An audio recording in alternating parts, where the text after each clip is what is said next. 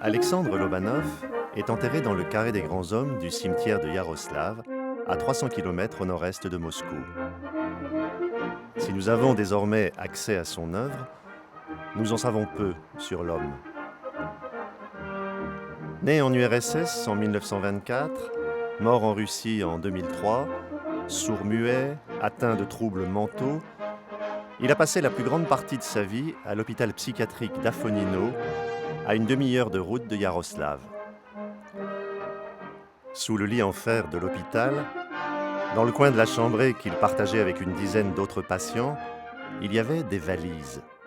Valises cadenassées et accrochées le plus souvent à l'armature du lit, où sont entassées et soigneusement rangées ses œuvres. Dessins, photos, documents et effets personnels. Lobanov, ancré à Afonino, a eu la légèreté du voyageur. Sa valise aura finalement voyagé sans lui. Partie pour l'exposition de Lausanne, elle reprendra en septembre 2007 le chemin du retour.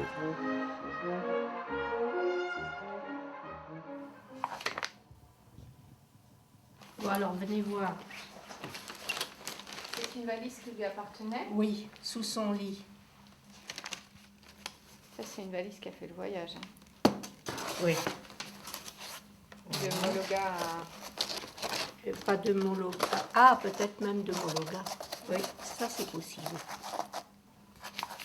Il dessine ce qui pourrait être sa maison natale, en fait, à Mologa, avant leur départ, où il dit qu'il y a beaucoup de maisons de cassées, que cette maison n'existe plus.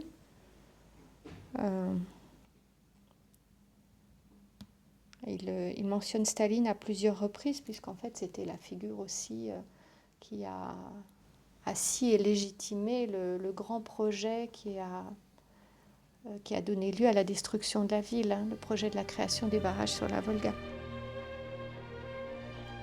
Lobanov naît en 1924 à Mologa, dans une petite ville tranquille de province où la vie est surtout marquée par le rythme des saisons. Avant 5 ans, il est atteint d'une méningite qui le laisse sourd et muet. À 15 ans, c'est l'exil et la perte de la maison familiale. Car à la fin des années 30, la famille Lobanov est brutalement obligée de quitter Mologa, qui va être engloutie par les eaux du barrage de Rybinsk. Les travaux de construction sont effectués par les prisonniers des goulags de la Volga. Ces prisonniers, détenus à proximité de Mologa, défrichent, creusent et déboisent l'immense territoire qui va être inondé. Ce sont des dizaines de milliers de prisonniers qui s'épuisent là dans des travaux de force. Nombreux sont ceux qui y meurent.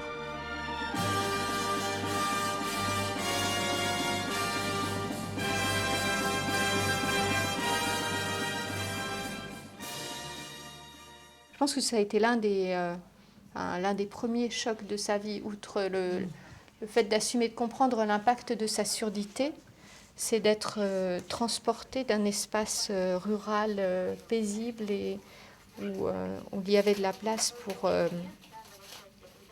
le temps des relations sociales aussi, de passer à un espace urbain très dense, qui se prépare déjà à la guerre.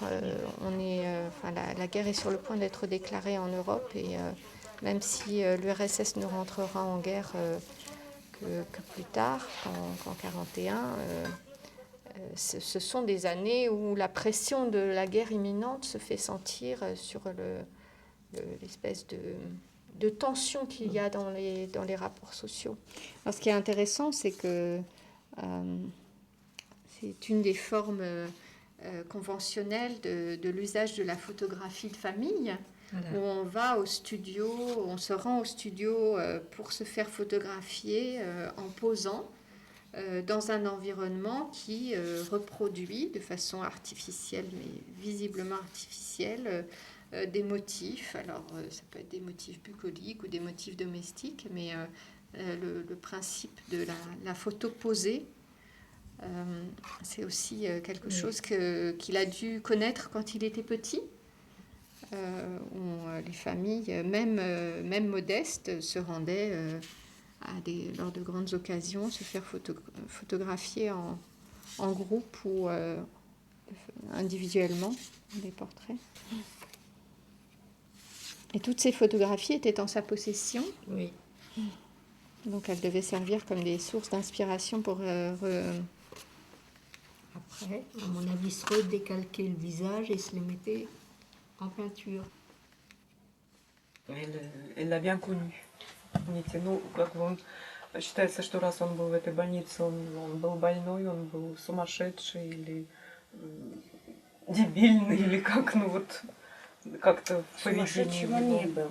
Он был Il спокойный. n'était pas fou, Он il était спокойный calme, был. Но мало с кем он общался. mais il était Мало. très peu sociable. Он общался вот с Il, Геннадием Васильевичем. il n'avait comme compagnie que Gennady.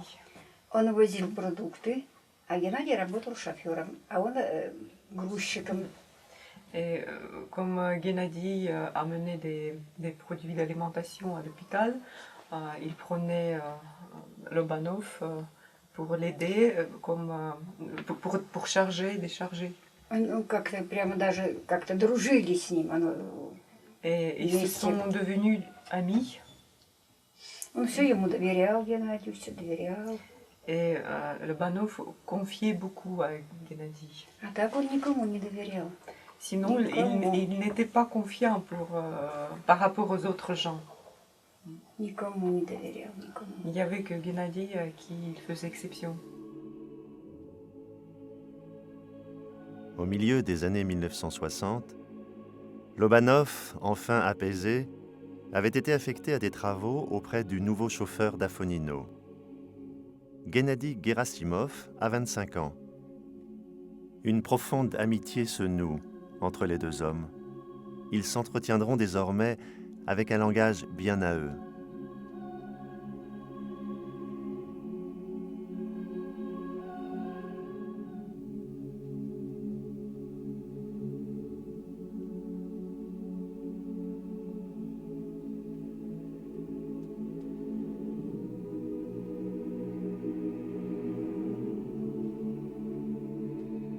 Cette complicité avec Gennady lui permet de sortir d'Afonino et de se rendre à Yaroslav, où il se fera photographier à d'innombrables reprises.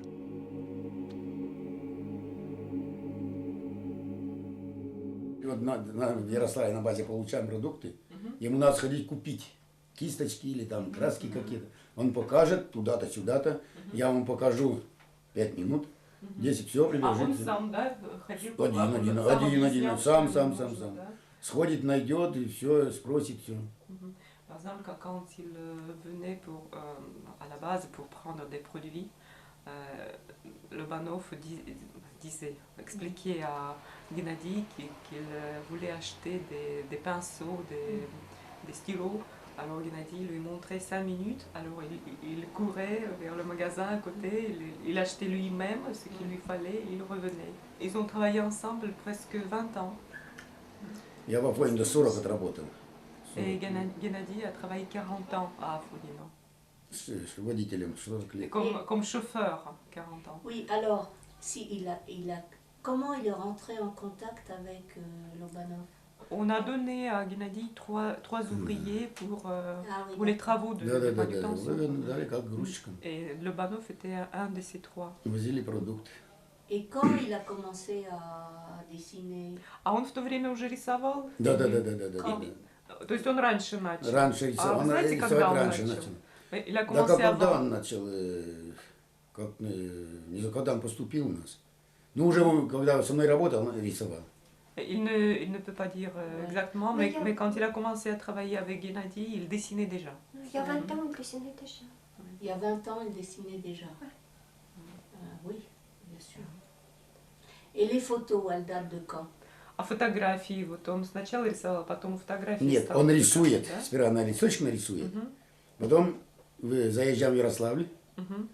фотографировать. Он все эти встанет, эти пакеты у него такие, рамки нарисованы. Il всякие. dessinait d'abord les cadres, puis il allait se faire Oui, prendre mais en quand, photo. quelle année? Это в каком году было? Dans les années 60, il se sert de son portrait pour enrichir ses productions. Lobanov fait des collages, reproduit son portrait photographié, le décore, le redessine, le complète, le démultiplie.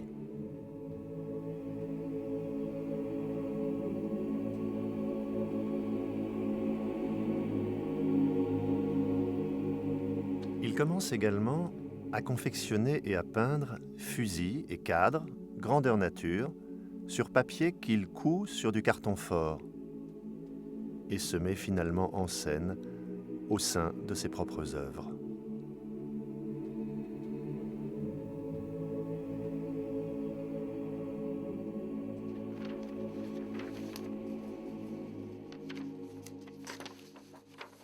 C'est une scène autobiographique qui renvoie au moment où il a dû être interné la première fois, où sa mère l'a accompagné et où, emmuré dans son silence, il a dû ressentir cette colère et cette envie de tuer celui qui allait être responsable de son enfermement, de la séparation avec sa famille, et puis cet univers dans lequel il allait être retenu.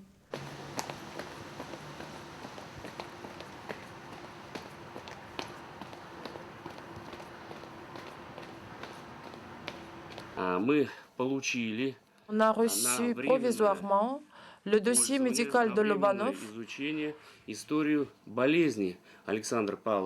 Donc, toutes ces années, il a été à l'hôpital depuis 1945 parce que son comportement était agressif et donc il n'écoutait pas sa mère qui est restée seule sans son mari. Et après avoir beaucoup douté, avoir beaucoup souffert, elle l'a amené à l'hôpital. Alors lui, il est resté là. Et en 1947, il a été transféré à Afonino. Et les premières, à peu près 20 ans, il ne pouvait pas s'habituer au régime d'hôpital. Il protestait, il hurlait. Il ne voulait rien faire. Il était allongé dans le lit. Il était mailloté, roulé dans sa couverture. Il refusait de se raser, de se couper les cheveux. Il attendait toujours sa mère. Il attendait que sa mère arrive et qu'elle l'amène à la maison. Elle n'a pas pu le faire parce qu'elle avait des problèmes avec son logement et donc elle n'avait pas où loger son fils qui était vraiment difficile. Et donc, dans les années 60, il prend le pencil, le crayon et il commence à dessiner. Il a fait connaissance avec le chauffeur de la voiture de l'hôpital Gennady. Donc, il a commencé à sortir dans la ville, acheter des cravates, des casquettes, des chemises. Donc, il est devenu la personne très connue de ce village Afonino. Et beaucoup après, dans les années 90, ses rapports sont élargis même jusqu'à Yaroslav. Et maintenant, on sait qu'il est très très connu même en Europe.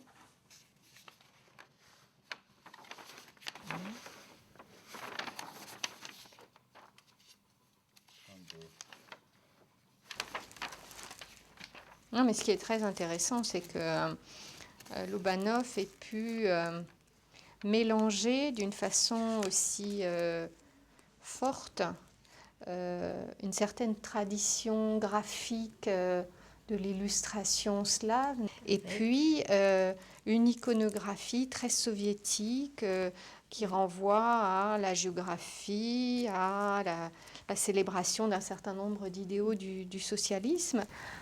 Il ne faut pas oublier qu'il a vécu l'Union soviétique moins le discours. Il a vécu l'Union soviétique des images.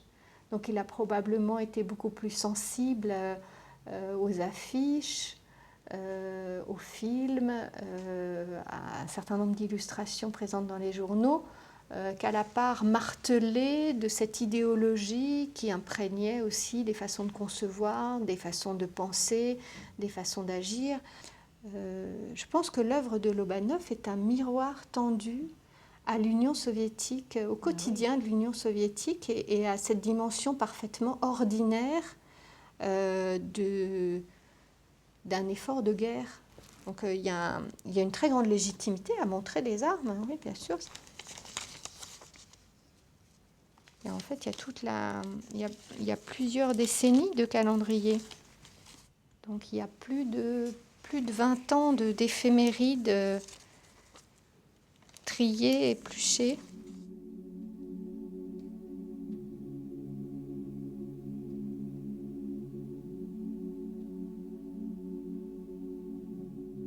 Dans les productions de Lobanov, les mêmes éléments reviennent sans cesse, mais selon un agencement à chaque fois renouvelé.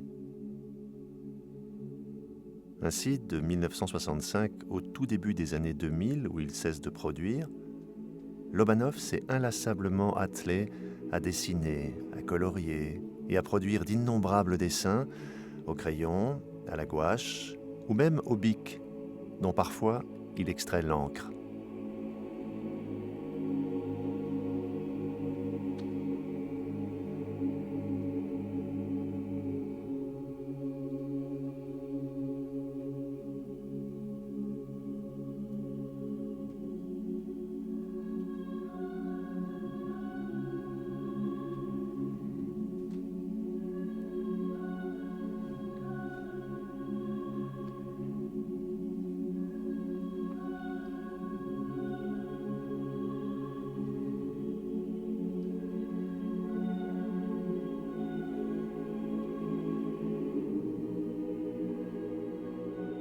Les trois thèmes récurrents sont les fusils, la nature et l'autoportrait, qui se substituent aux figures emblématiques de Lénine ou Staline.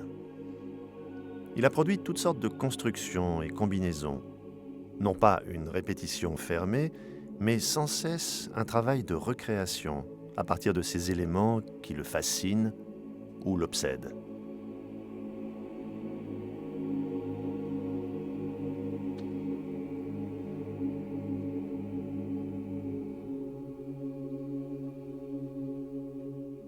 Pourtant, c'est bien en dessinant, en peignant et en coloriant inlassablement, de façon presque obsessionnelle, qu'il a réussi à témoigner de son existence et, à travers elle, du siècle soviétique.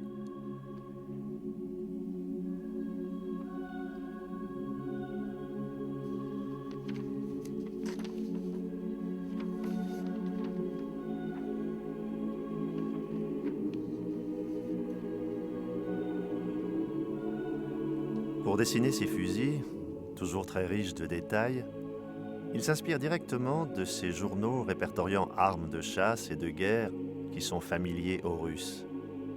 Mais il est loin de seulement copier les modèles qu'il voit. Il les accommode au contraire de façon très personnelle. Depuis longtemps, les armes le fascinent.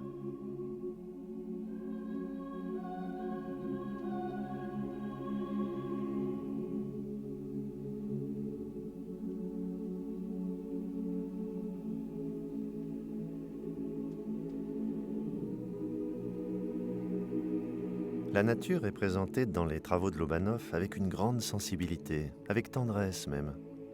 Le moindre brin d'herbe y a sa place. On y voit le rythme des saisons, on reconnaît les différentes espèces végétales et les animaux.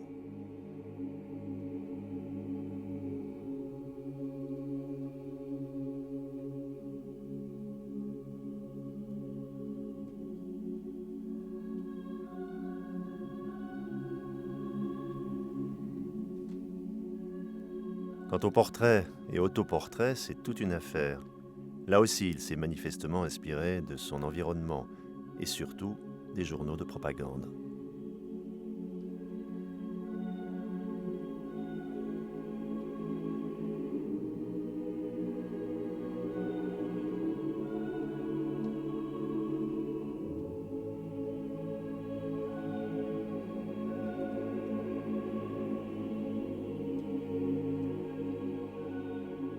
Évoquer les thèmes récurrents de son œuvre ne dépend en rien de la façon dont il se les approprie. Car le travail de Lobanov révèle une incroyable capacité d'assimilation. Cette capacité de s'imprégner de la culture visuelle traditionnelle russe comme de la propagande soviétique vient sur le fond de son total dessaisissement pour tout ce qui touche le verbe.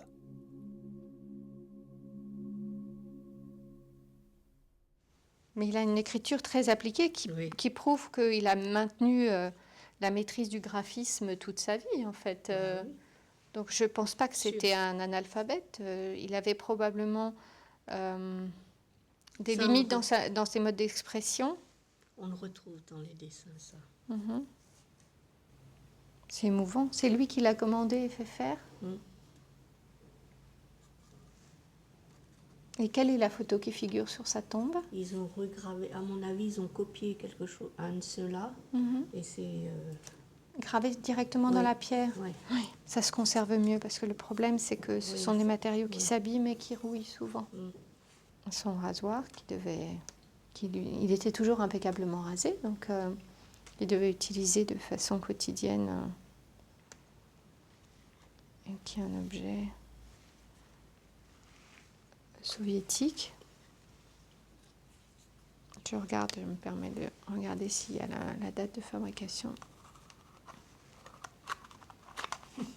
Non.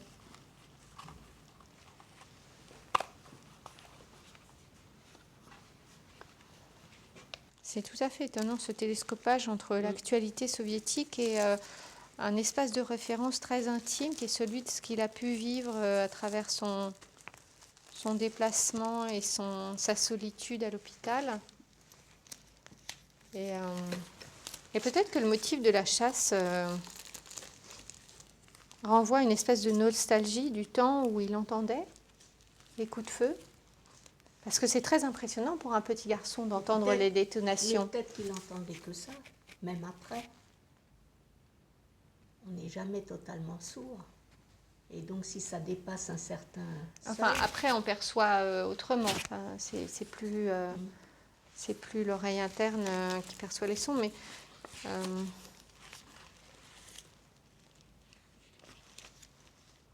de toute façon, cette fascination des armes, elle renvoie aussi au fait que l'URSS des années 40...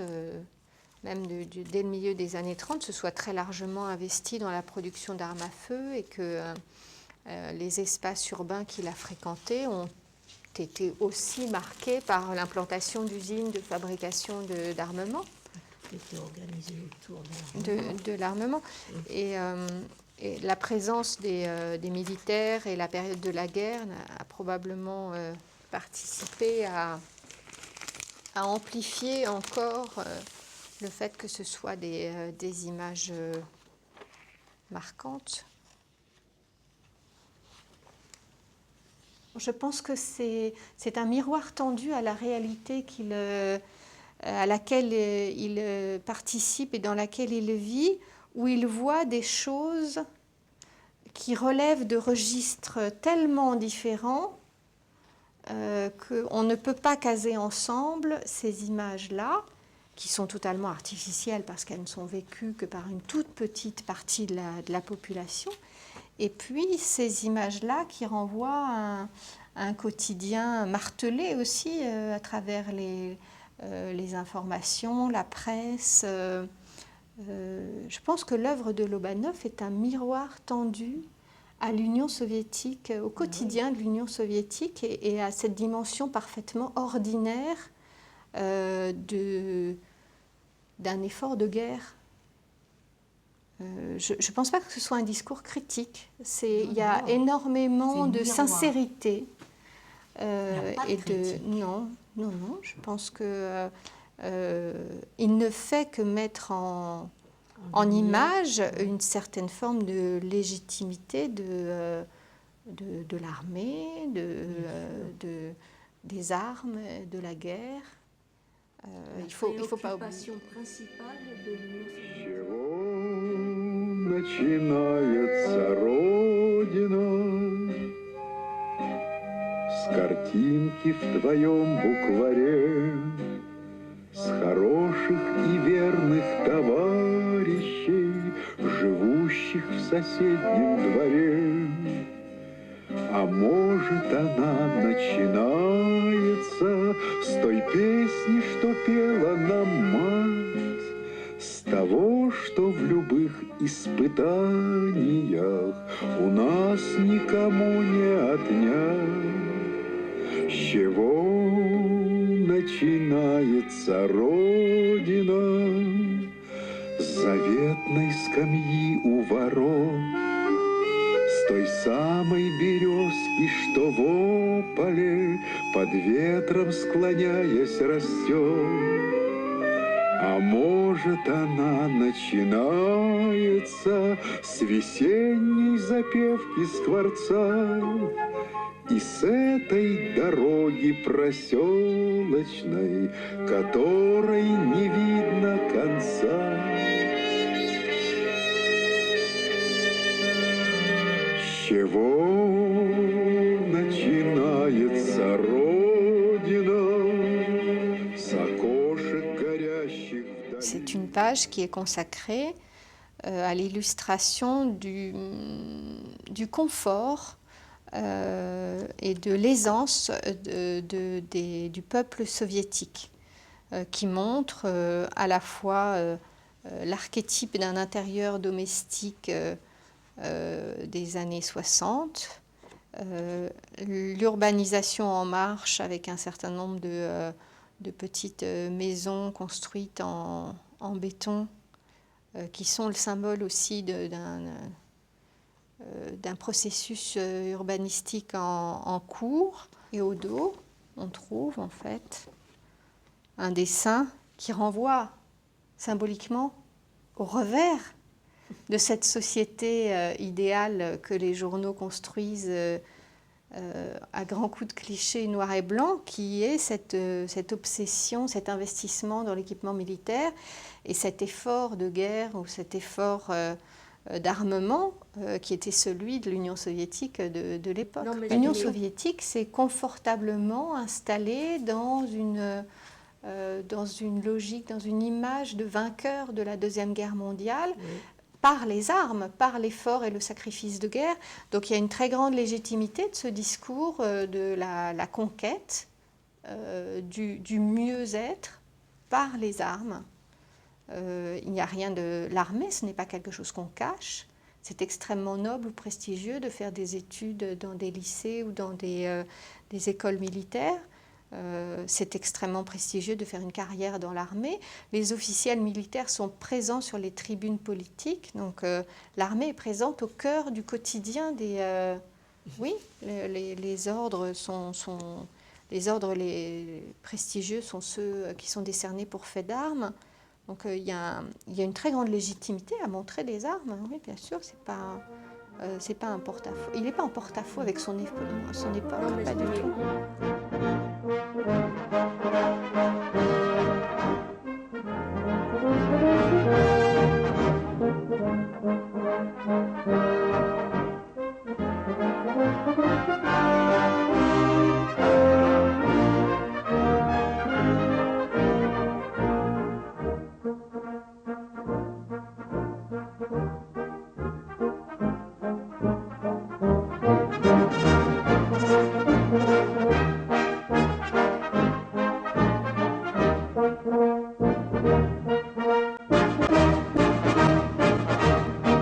C'est une des pages de son petit carnet de croquis Cette page est précédée de dizaines d'autres où il y a énormément d'armes reproduites. Et sur celle-ci en particulier, il y a une petite mention. Il y a marqué Glukhoy, c'est sourd, Nemoy, muet, Lobanov Alexandre Pavlovitch, donc c'est son nom complet, Rysovanie, dessin, Atlichna, magnifique, très bien. Et il répète là, Lobanov, Chto Rysovanie, Rysuy, Atlichna. Alors c'est une forme impérative, dessine bien. Il affirme. Et je pense qu'il était très conscient de son identité d'artiste handicapé, de la maîtrise de son art. Il était conscient de bien dessiner, Il était conscient d'être privé des autres moyens de son expression de par sa surdité.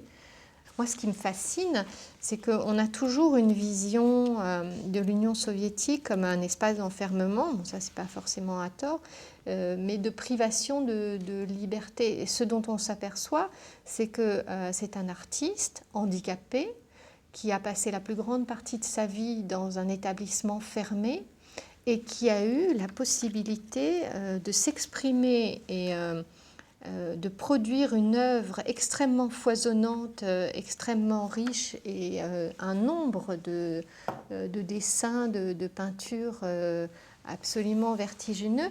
Là où on pense que l'enfermement, c'est l'absolu, c'est un hôpital psychiatrique au sein d'une dictature. Donc on pense que c'est vraiment pas l'endroit où la liberté d'expression est possible. Et on s'aperçoit que dans ce petit hôpital de campagne, on lui a laissé la possibilité de s'exprimer et qu'on a probablement favorisé son expression en lui donnant les moyens de le faire. On ne l'a pas privé de papier, on ne l'a pas privé de crayon, on ne l'a pas privé de sources de documentation, on lui a donné les moyens de nourrir son imaginaire et de produire ce qui probablement le rendait fondamentalement heureux, de dessiner ses motifs. Triste, non, il y a une part de... Je ne sais pas si c'est de la joie, c'est quelque chose comme du contentement ou de la satisfaction, quelque chose... je ne sais pas si c'est du bonheur, une image du bonheur, mais je crois que quand il dessine, il est content. Il a eu la très grande chance de tomber dans un espace collectif, dans un collectif de personnes où il y avait moins d'agressivité qu'ailleurs, peut-être moins de tension au sein du personnel, un certain détachement par rapport aux activités du quotidien dans cet hôpital de province. Et dans la mesure où il ne gênait personne, où quand il dessinait, il était calme. Donc il ne nécessitait pas une intervention du personnel et que la forme de son art est extrêmement légitime puisqu'il n'y a rien d'obscène, rien de choquant, rien de... pas de provocation. Voilà, les motifs de son œuvre ne font à aucun moment problème. Et puis, il y a une très grande légitimité de l'artiste en Russie. Et je crois que le personnel hospitalier pouvait de son côté tirer une certaine satisfaction personnelle de voir que c'est aussi une image tendue à l'environnement, son propre environnement humain. Et c'est très valorisant pour le personnel hospitalier de voir que les patients de l'hôpital sont suffisamment heureux ou bien se sentent suffisamment confiants en eux-mêmes pour pouvoir dessiner. Et, il faut s'imaginer les heures qu'il a dû passer à son travail. À 21 ans, c'est l'asile. Après la mort de son père à la fin de la guerre, la mère de Lobanov ne sait plus comment gérer ses crises violentes et le confie en 1945 à l'hôpital psychiatrique de Yaroslav. Violence politique, violence de guerre, violence intérieure se mêlent là pour Lobanov. Il sera transféré en 1947 à l'hôpital psychiatrique d'Afonino, où il restera jusqu'à sa mort en avril 2003. Il avait 79 ans.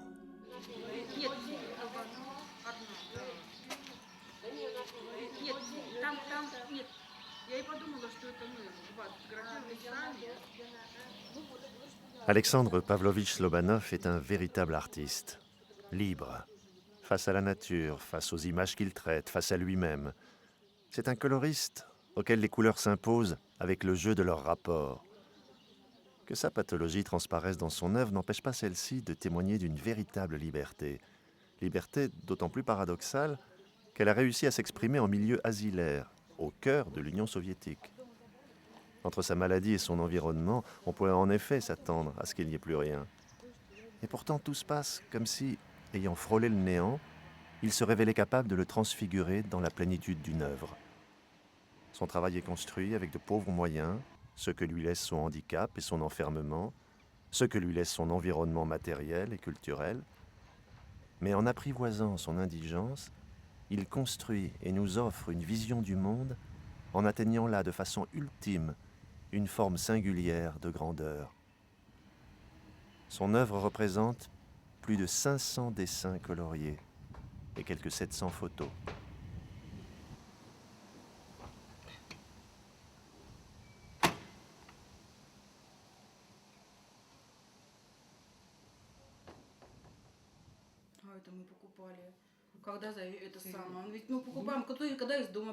Larissa est à Afonino depuis 1997. Elle a vécu auprès de Lobanov les dernières années de sa vie. Elle raconte volontiers la vie simple de ce petit hôpital. Le personnel, jusqu'à une période récente, apportait papier, crayon et peinture, partageait tout avec les patients.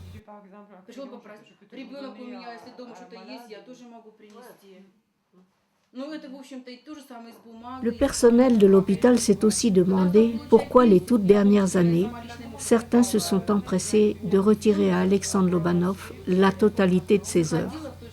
Ensuite, plus personne n'est revenu. Il n'y a plus aucune œuvre de Lobanov à l'hôpital d'Afonino.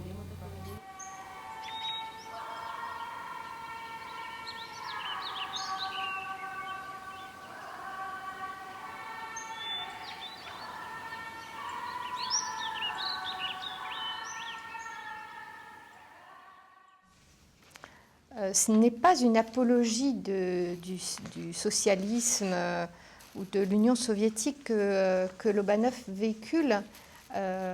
C'est un miroir tendu au poids de ces images sur le quotidien. C'est un homme ordinaire et c'est le quotidien, voilà à quel point le quotidien des soviétiques est imprégné de cette iconographie qui est bien sûr est porteuse d'un message politique, mais il n'y a pas de slogan repris.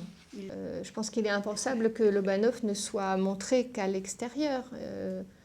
Il y a des choses à faire comprendre, il y a des choses à montrer en Russie et aux Russes à partir de ses œuvres.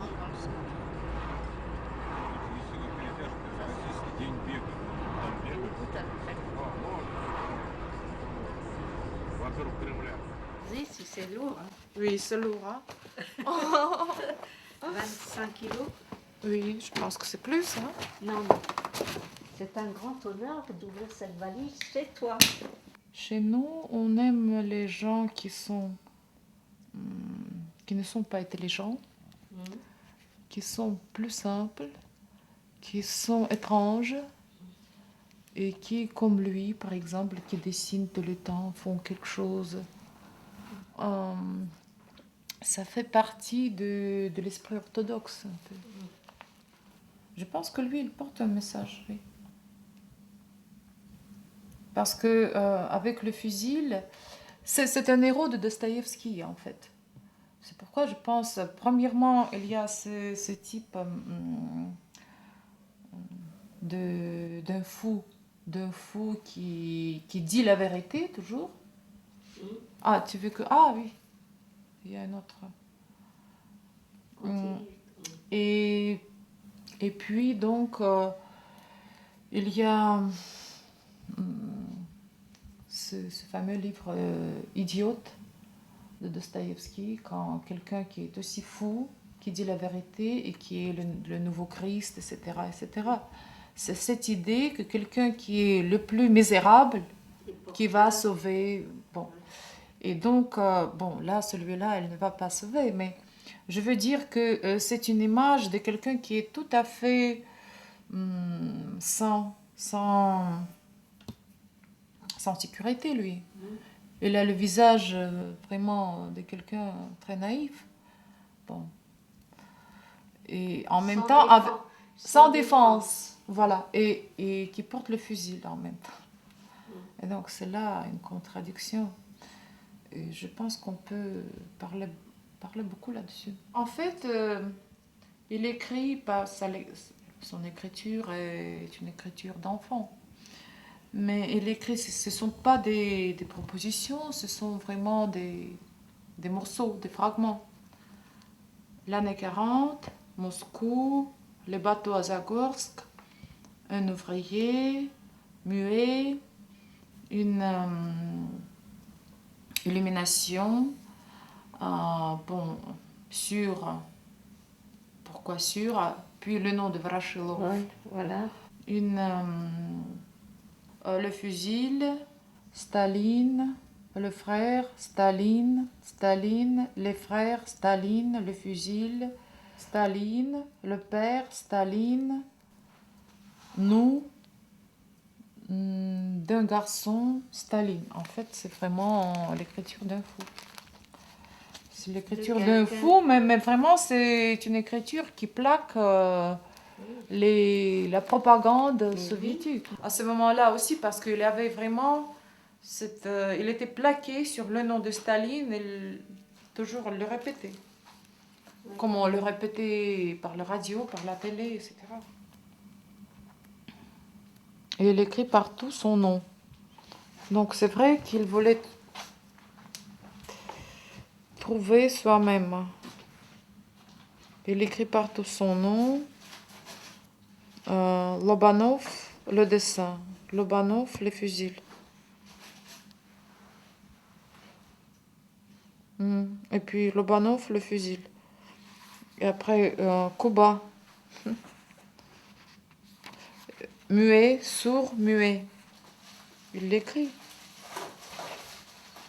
Et puis, il a dessiné, il a pris le livre, je pense, pour dessiner tous ces fusils.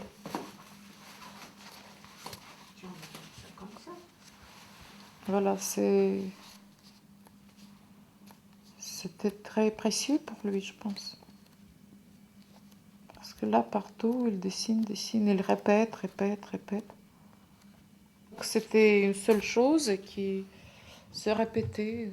Mais c'est vrai, il était un vrai malade. Et je pense qu'il était fou. Qu'il était fou, mais comme tous les fous, ils disent la vérité. Et bon, comme tous les fous, il est fou dans quelque sens, mais dans l'autre sens, il voit comment. Il reflète ce qu'il voit. Oui, comme un miroir. Comme un miroir.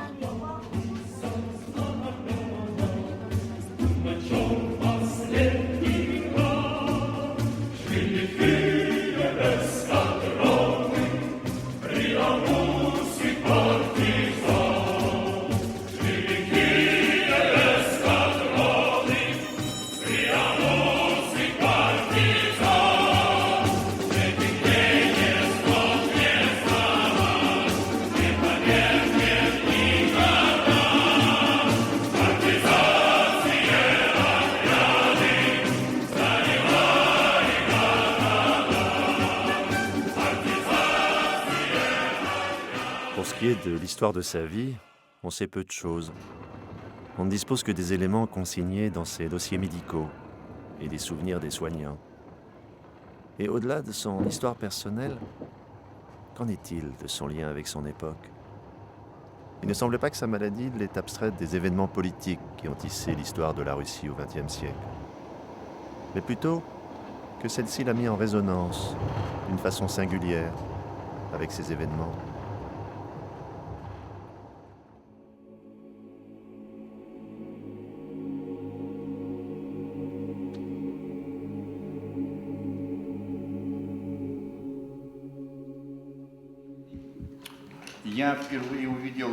Moi, j'ai vu pour la première fois les travaux de Lobanov dans les années 75 ou 74.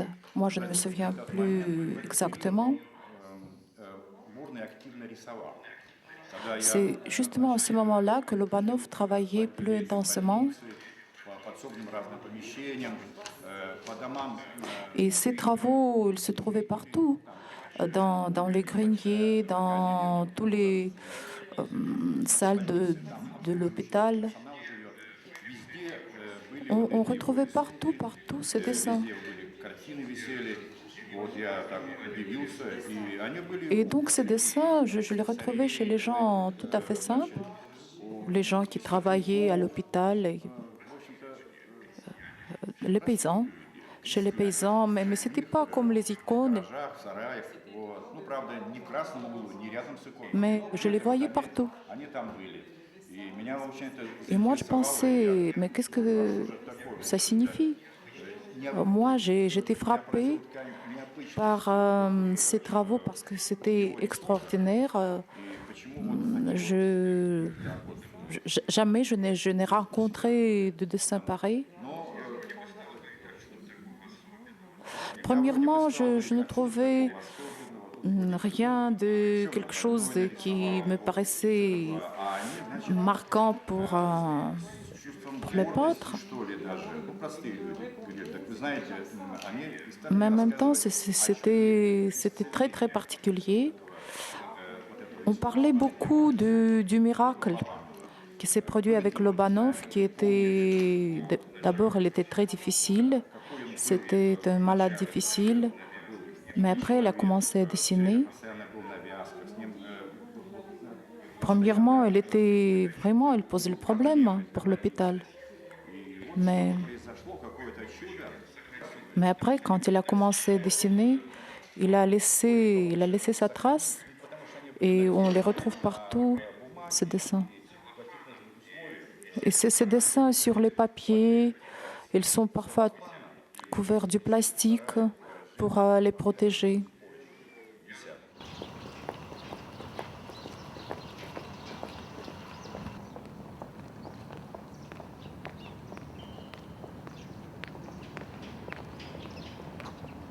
Что произведения Лобанова продолжают экспонироваться на выставках. Je me réjouis beaucoup de ce que les œuvres de Lobanov aient été exposées à Yaroslav, en France, en Suisse, au Danemark et encore dans d'autres pays.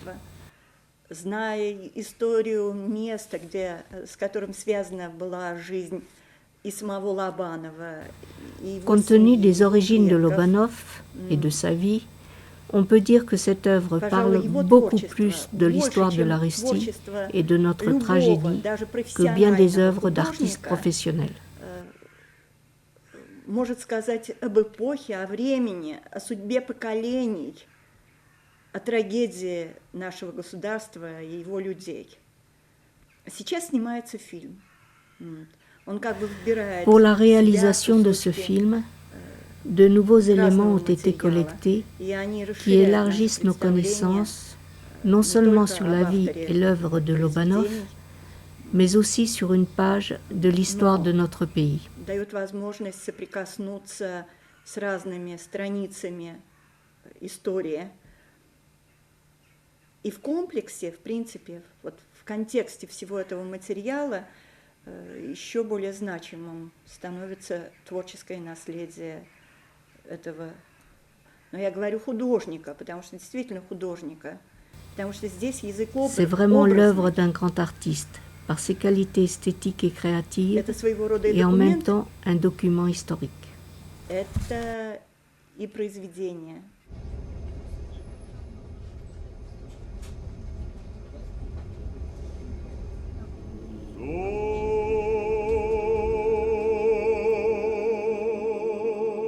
Aujourd'hui, il existe une méconnaissance persistante de la maladie psychique et de son impact sur la vie de ces grands malades par le public.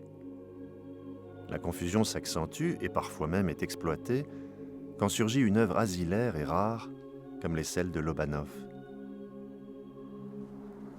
Dans ce contexte, à qui appartiennent les œuvres d'Alexandre Pavlovitch Lobanov, qui n'a créé et vécu qu'à l'hôpital d'Afonino?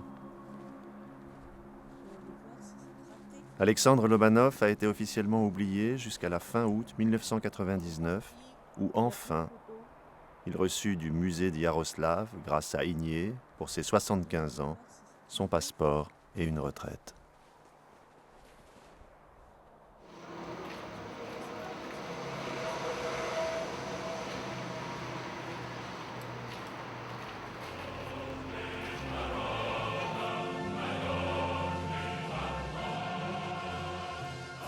L'œuvre d'Alexandre Pavlovitch Lobanov, aux prises à une reconnaissance mondiale, voit sa cote monter depuis quelques années.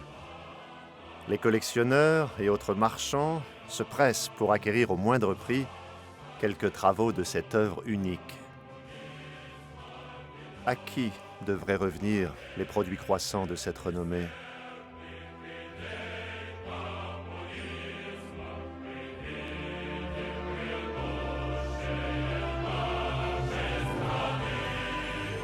Une exposition monographique lui a été consacrée en 2007 à la collection de l'art brut de Lausanne.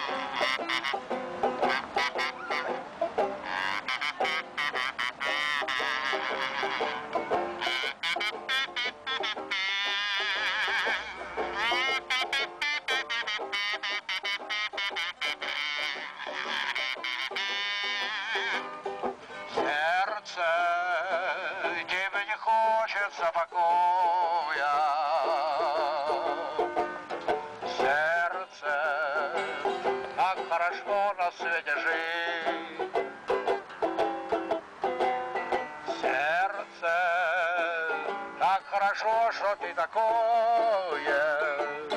Спасибо, сердце,